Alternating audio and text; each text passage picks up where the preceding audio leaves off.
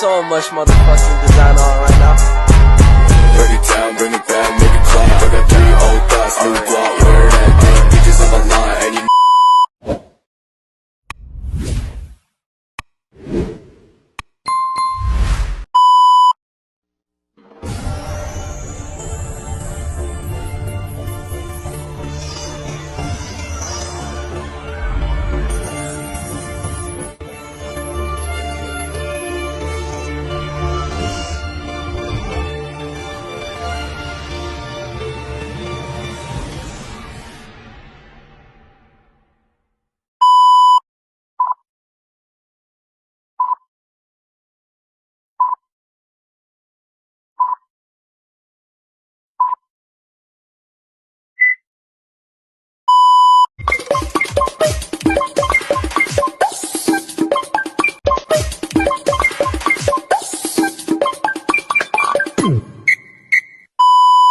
Assalamualaikum warahmatullahi wabarakatuh.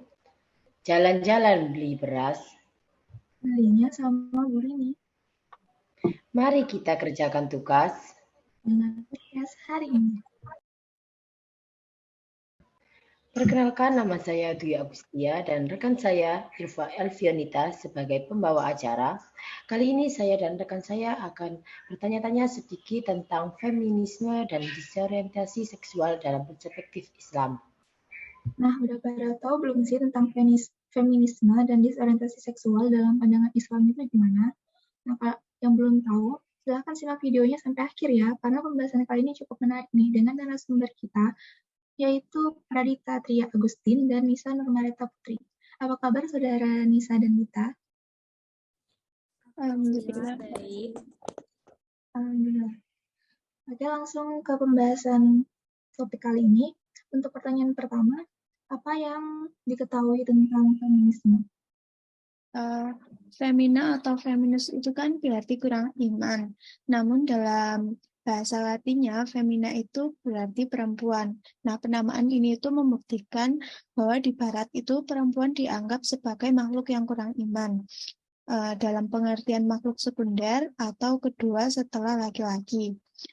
Namun dalam Kamus Bahasa Inggris, kata feminisme ini diartikan sebagai sebuah doktrin atau gerakan yang menganjurkan persamaan hak antara laki-laki dan perempuan di bidang sosial, politik, maupun di ekonomi. Nah, jadi feminisme ini merupakan sebuah gerakan yang dilakukan oleh kaum perempuan yang menuntut emansipasi atau kesamaan dan keadilan yang setara dengan para lelaki. Begitu. Nah, untuk pertanyaan selanjutnya, bagaimana sih menurut kalian perempuan dalam perspektif Islam?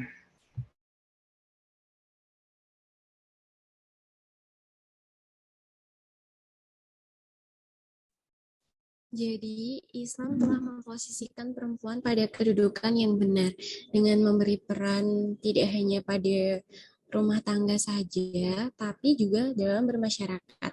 Perempuan juga harus saling berbagi peran dengan laki-laki, baik di rumah maupun di masyarakat. Perbedaannya di mata Islam merupakan keniscayaannya, tetapi perbedaan itu tidak menyebabkan salah satunya menjadi lebih unggul dari yang lain. Jadi perbedaan antara laki-laki dan perempuan juga bukan saja pada alat reproduksinya, tetapi juga struktur fisik dan bagaimana cara berpikirnya. Nah, laki-laki dan perempuan ini memiliki hormon yang kadarnya berbeda. Islam telah memposisikan perempuan pada kedudukan yang sebenar-benarnya dengan memberi peran yang tidak hanya pada rumah tangga tetapi juga masyarakat. Jadi intinya di sini perempuan harus saling membagi tugas dengan laki-laki baik di dalam rumah tangga ataupun dalam bermasyarakat. Bagaimana pandangan Islam menurut kalian terkait perkembangan gerakan feminisme yang sedang berkembang pesat saat ini? Dalam Islam, feminisme itu dipandang sebagai upaya untuk melakukan penyetaraan dan perlakuan yang adil terhadap kaum perempuan sebagai makhluk Allah Subhanahu wa Ta'ala. Nah, sebagian cendekiawan muslim dan ulama juga berpendapat bahwa feminisme tidak menjadi masalah bagi Islam karena prinsip yang diperjuangkan oleh feminisme ini memiliki titik temu dengan teologi Islam, terutama teologi yang ingin menciptakan kehidupan yang adil dan setara antara laki-laki dan perempuan. Nah, masalah itu bisa terjadi apabila feminisme ini berkehendak untuk melakukan supremasi dan eksploitasi terhadap lawan jenis kelamin, yang dalam hal ini adalah kaum laki-laki. Nah, feminisme seperti ini tidak sejalan dengan pandangan Islam. Pasalnya, cara pandang Islam menginginkan antara laki-laki dan perempuan berinteraksi itu secara adil, setara, dan manusiawi.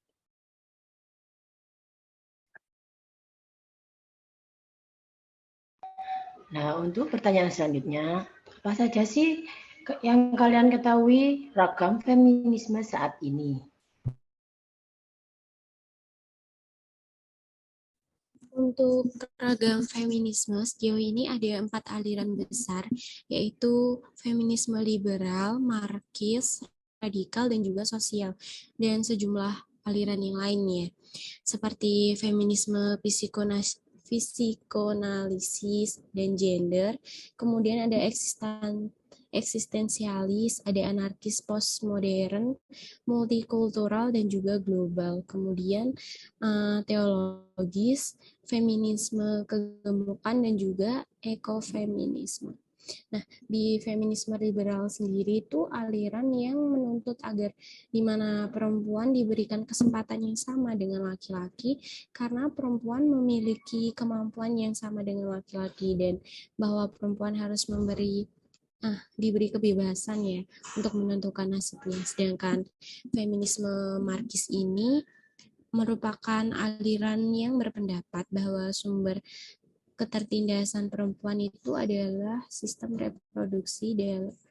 produksi dalam keluarga, di mana laki-laki bekerja dan menghasilkan uang, sedangkan perempuan hanya bekerja di sektor rumah tangga yang dimana dia tidak menghasilkan uang. Kemudian feminisme radikal sendiri itu alirannya berpandangan bahwa penindasan terhadap perempuan terjadi akibat fisik perempuan yang lemah di hadapan laki-laki. Perempuan ini harus mengalami haid, menopause, hamil, dan juga merasakan sakit saat haid ataupun melahirkan dan menyusui. Terus kemudian untuk semua itu membuat perempuan bergantung pada laki-laki.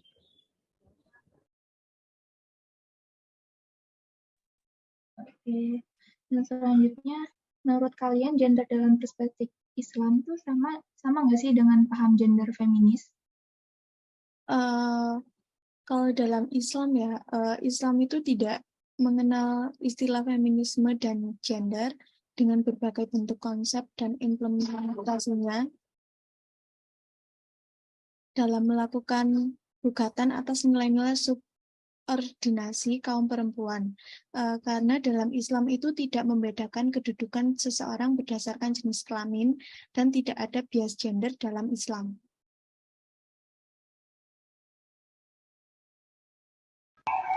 Nah, untuk pertanyaan selanjutnya, menurut kalian apa yang melatar belakangi feminisme? Jadi yang melatar belakangi feminisme itu sendiri adalah kesadaran dari laki-laki dan juga perempuan untuk tidak saling menindas. Jadi intinya mereka itu nggak saling menindas satu sama lain gitu.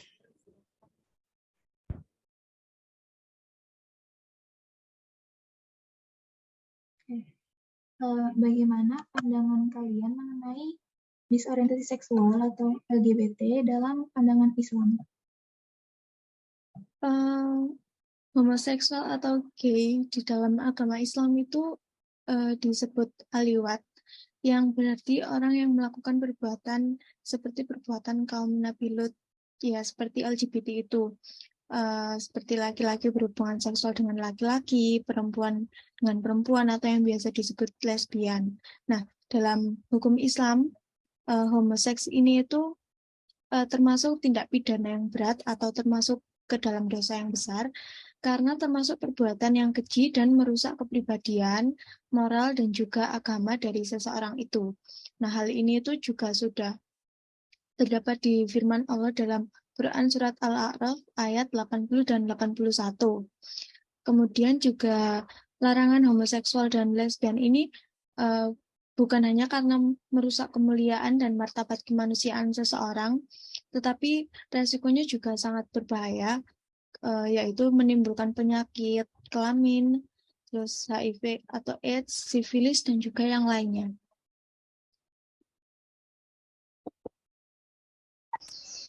Untuk pertanyaan selanjutnya, menurut kalian apa saja faktor homoseksual? Faktornya kalau menurut penelitian Nernoventi Siotosari tahun 2017 itu terdapat beberapa faktor penyebab homoseksual. Yang pertama ada perilaku sisis atau tidak menyukai permainan laki-laki. Kemudian ada pengalaman yang kurang menyenangkan dari orang tua ataupun dari saudara itu sendiri. Kemudian ada pola asuh orang tua yang mungkin kurang ataupun agak belok. Kemudian ada pengalaman seksual, kekerasan seksual ataupun pelecehan seksual yang biasanya kita kenal dengan seksual abuse. Dan menurut kalian, gimana jika ada laki-laki yang mempunyai sifat keperempuanan atau bahkan sebaliknya? Laki-laki yang mempunyai sifat keperempuanan atau sebaliknya itu, maka Allah akan memurkai tingkah laku manusia tersebut, karena Rasulullah SAW itu juga sudah bersabda bahwa Rasulullah akan melaknat laki-laki yang menyerupai wanita dan wanita yang menyerupai laki-laki. Nah, laki-laki yang mempunyai sifat keperempuanan atau sebaliknya itu biasanya terbentuk dari lingkungannya yang sejak kecil ya. Kalau lingkungan keluarga membiarkan anak-anak laki-laki bergaul dengan perempuan terus-menerus, bahkan mengikuti pakaian, aktivitasnya, maka anak laki-laki itu akan terbiasa untuk mengikuti sifat-sifat anak perempuan itu. Nah, begitu pula juga sebaliknya. Walaupun ada anak laki-laki seperti tingkah laku perempuan, atau memiliki sifat perempuan atau sebaliknya, tetapi orang tuanya dapat mengarahkannya menjadi seorang laki-laki atau seorang perempuan yang sesuai dengan jenis kelamin anaknya.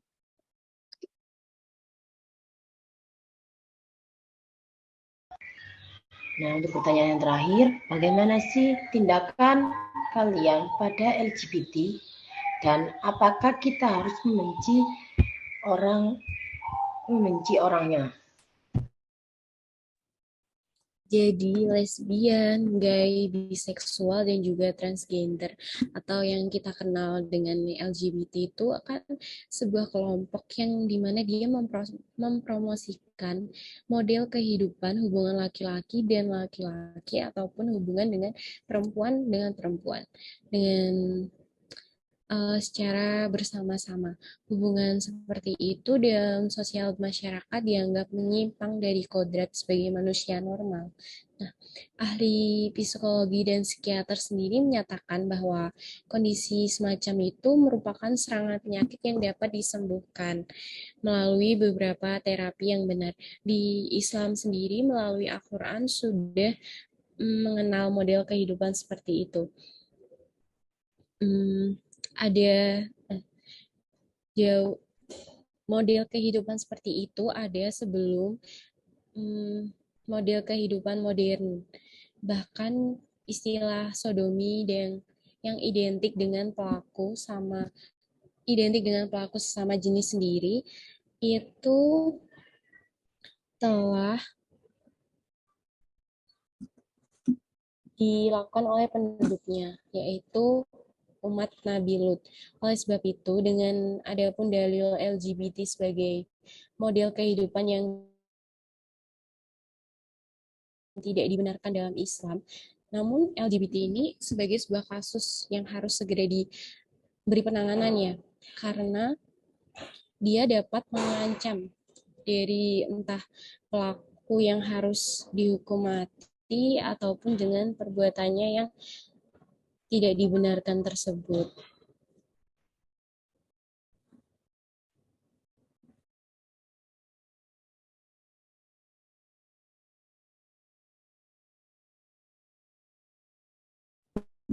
Nah, maka dari itu kita harus bersikap tegas kepada para pelaku LGBT karena dia bakalan ngerusak di mana dia merusak kayak pola berpikirnya anak-anak di zaman sekarang gitu. Namun jika LGBT itu dikampanyekan menjadi sebuah tatanan sosial bermasyarakat, didengung-dengungkan secara masif di media massa dan sosial yang dapat berpotensi merusak tatanan sosial itu sendiri ya.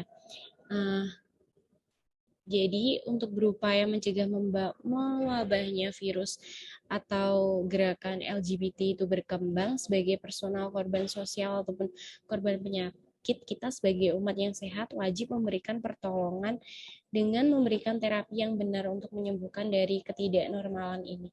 Informasi yang benar yang mengajak interaksi dengan baik dan banyak memberikan bantuan moral untuk untuk segera sembuh dari mulai psikologisnya, terus kemudian kaum muslim sendiri tidak boleh membiarkan dan membencinya, bahkan wajib memberikan pertolongan. Kita boleh membenci perbuatan itu, tapi bukan pelaku yang sedang sakit itu, maka pelaku korban harus kita tolong dengan memberikan pencerahan dan tempat yang dihormati di tengah-tengah masyarakat. Jadi intinya biar dia itu nggak merenung terus-terusan gitu.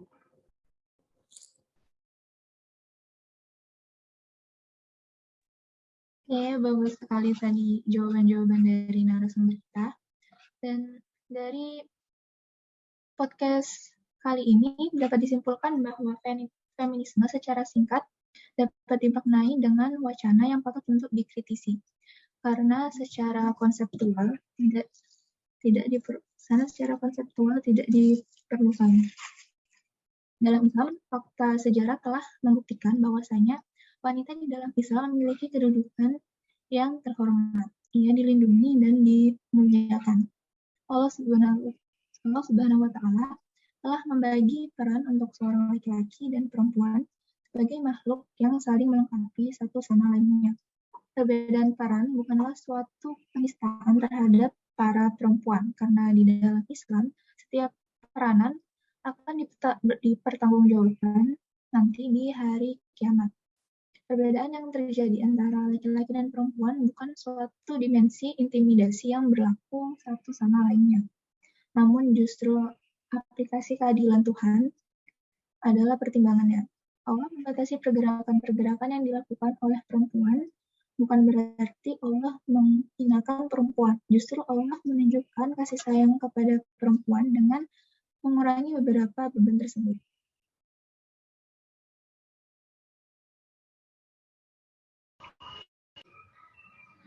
Baik, terima kasih sudah meluangkan waktunya untuk menjawab pertanyaan-pertanyaan kami untuk berbagi ilmu.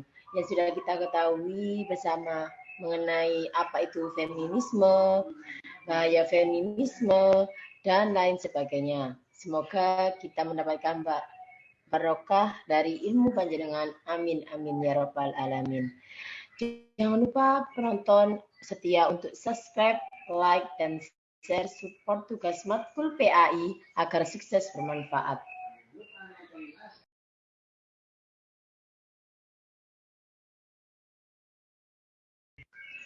Lagu Virgon judulnya Bukti, dinyanyiin sama Ayu Dewi. Halo semua akhi dan ukhti, sampai jumpa di podcast kami. Wassalamualaikum warahmatullahi wabarakatuh.